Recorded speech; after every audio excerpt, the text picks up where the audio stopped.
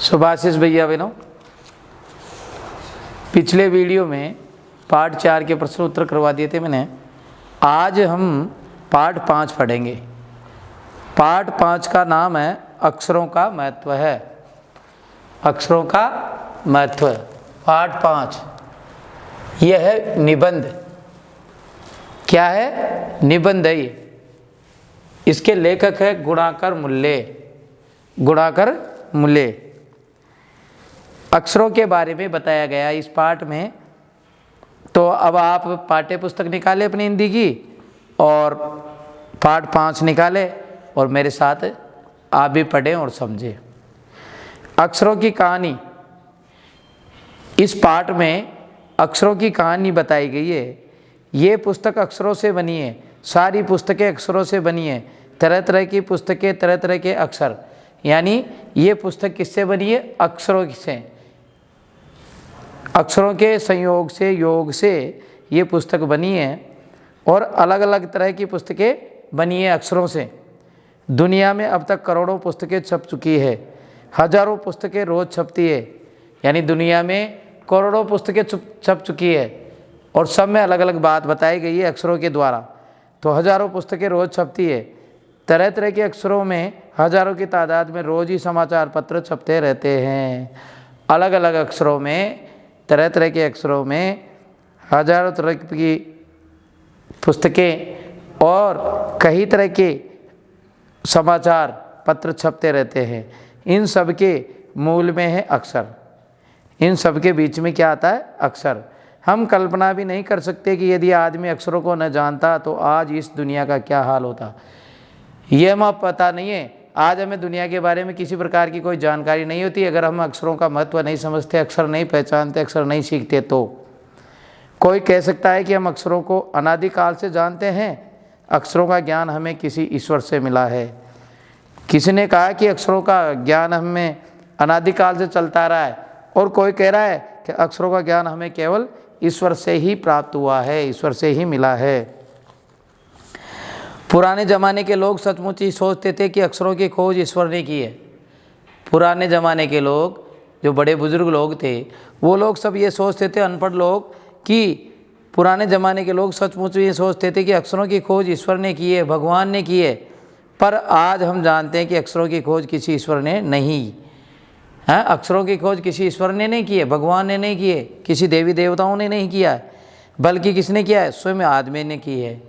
स्वयं आदमी ने की है अक्षरों की खोज। अब तो हम ये भी जानते हैं कि किन अक्षरों की खोज किस देश में किस समय हुई। यानी अक्षरों की खोज के बारे में हमें ये भी पता चल गया कि कौन से अक्षर की खोज कौन से देश में हुई। हमारी ये धरती लगभग 5 अरब साल पुरानी है। हमारी जो ये धरती माता है, जिस पे हमने जन्म लिया है, जिस पे हम पले हैं और जिस पे हम खेलते कूदते हैं, इस धरती का 5 अरब साल पुरानी है ये धरती। 2-3 अरब साल तक इस धरती पर किसी प्रकार के जीव जंतु नहीं थे। यानी 2-3 अरब साल तक तो इस धरती पर कोई जीव जंतु भी नहीं थे, केवल धरती माँ थी। फिर करोड़ों साल तक केवल जानवरों और वनस्पतियों को का ही इस धरती पर राज्य रहा। फिर करोड़ों साल तक केवल जानवर, इंसान नहीं, केवल जानवरों का और प्रकृति का, वनस्पतियों का ही इस धरती पर राज रहा। आदमी ने इस धरती पर कोई 5 लाख साल पहले जन्म लिया। मनुष्य कब जन्म लिया? 5 लाख वर्ष पूर्व इंसान ने जन्म लिया। धीरे धीरे उसका विकास हुआ। कोई 10,000 साल पहले आदमी ने गांवों को बसाना शुरू किया। 5 लाख साल पहले आदमी का जन्म हुआ। उसके बाद में आदमी ने 10,000 साल पहले गाँवों को छोटे छोटे झुंड बना के, छोटी छोटी झुग्गी झुंपड़ियाँ बना के गाँव बना लिए और गाँव बसाना शुरू किया। वह खेती करने लगा। गाँव में रह कर के क्या करने लगा? खेती। और पुरातन समय में मनुष्य वह पत्थरों के औजारों का इस्तेमाल करता था। पत्थर के जो औजार थे उनसे वो अपना काम करता था। फिर उसने तांबे और कांसे के भी औजार बनाए। यानी पत्थर के औजारों से ही काम चलाते थे पहले पुराने समय में। और उसके बाद में किसका विकास हुआ? तांबे और कांसे के भी औजार बनाए। प्रागैतिहासिक मानव ने सबसे पहले चित्रों के जरिए अपने भाव व्यक्त किए और कई चित्रों के माध्यम से वो अपने भाव प्रकट करते रहे, जैसे पशुओं, पक्षियों, आदमियों आदि के चित्र। इन चित्र संकेतों से बाद में भाव संकेत ऐसे तत्व में आए, जैसे एक छोटे वृत्त के चहुं और किरणों की द्योतक रेखाएं खींचने पर वह सूर्य का चित्र बन जाता था। बाद में यही चित्र ताप या धूप का द्योतक बन गया। इस तरह अनेक भाव संकेत ऐसे तत्वों में आए।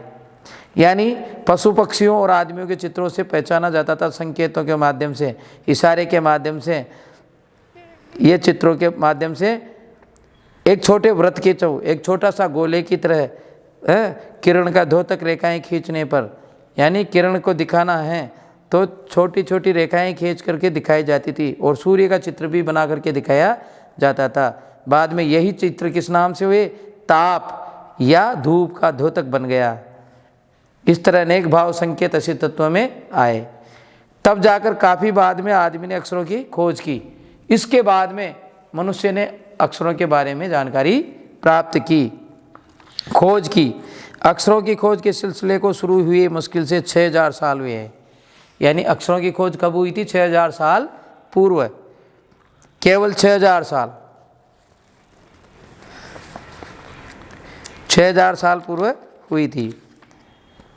मध्य अमेरिका के ओंजीबवा आदिवासियों के चित्र दाईं ओर से बाईं ओर को क्रमशः तूफान का देवता जो सारे आकाश को घेरता है, नगाड़ा, पंखों से सुशोभित नगाड़ा, द्रोण का कौवा और दवाखाने में आदमी।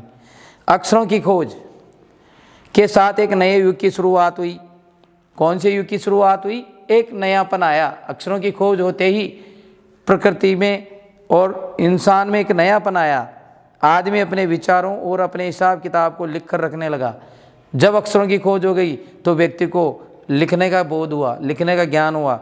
अपने हिसाब किताब को पहले मौखिक याद रखते थे, फिर वो लिख कर के अपना हिसाब किताब मेंटेन करने लगा, अपना हिसाब किताब को लिख कर रखने लगा। तब से मानव को सभ्य कहा जाने लगा। तब से मानव क्या कहने लगा? सभ्य, संस्कारित कहने लगा। आदमी ने जब से लिखना शुरू किया तब से इतिहास आरंभ हुआ। इतिहास कब से शुरू हुआ? जब व्यक्ति ने लिखना चालू कर दिया। वो अक्षरों की खोज के बाद में किसी भी कौम या देश का इतिहास तब से शुरू होता है जब से आदमी के लिखे हुए लेख मिलने लग जाते हैं।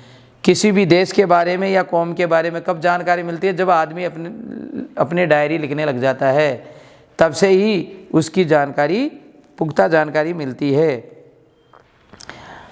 इतिहास को शुरू हुए मुश्किल से 6000 साल हुए। उसके पहले काल को प्रागैतिहासिक काल यानी इतिहास के पहले का काल कहते हैं, इतिहास के पूर्व का काल कहते हैं।